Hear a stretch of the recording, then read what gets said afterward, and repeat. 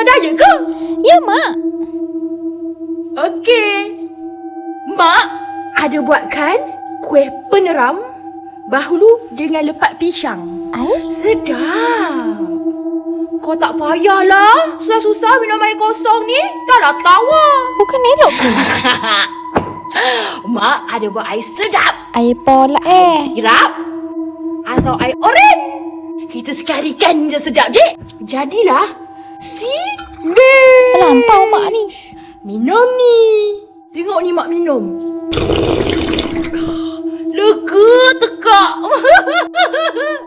Mak, kalau masak pun sikit je. Santan dengan minyak. Satu cebok je. Tak payahlah. Diet. Makan salad semua tu tak payah. Kita makan. Dah. Mak. Nasi. Nak sangat protein, karbo. Tambah je nasi, dek.